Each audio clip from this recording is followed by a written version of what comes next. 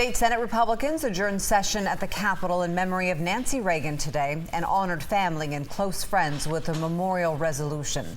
Dennis Ravel, son-in-law to the Reagans through his marriage to the late Maureen Reagan, was among those accepting the resolution today. When the session concluded and it was time for the photograph, Ravel says he was touched that senators from both sides of the aisle all stayed for the photograph and to express their condolences.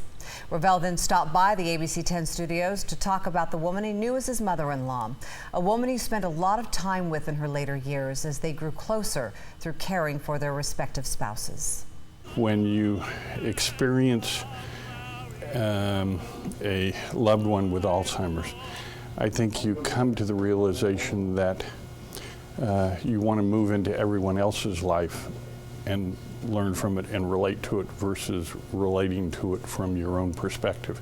And so, as a consequence, everyone she dealt with, I think, since 1994 was progressively like that, in that she was more concerned about what was happening to them and to their lives than in what was happening in her own.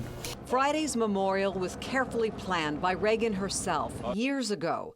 The speakers were among Nancy and Ronald Reagan's dearest friends. The flowers, the ceremony, all carefully planned. But it was those participatory details Reagan could not plan that touched Ravel the most. The comments and remembrances of everybody who was in the audience who served with them either here in Sacramento or in Washington.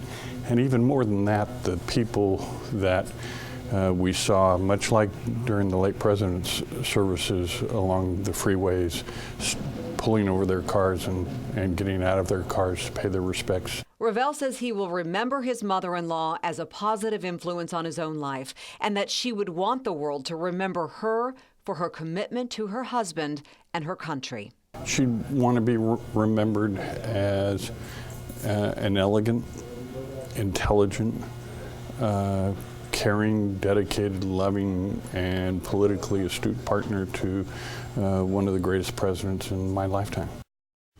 Ravel has told a story in recent days that he says is quintessential Nancy Reagan. When he visited her just hours before her death, his car had broken down in her driveway, and she spent a good portion of their last conversation worried about how he was going to get his car fixed on a Saturday.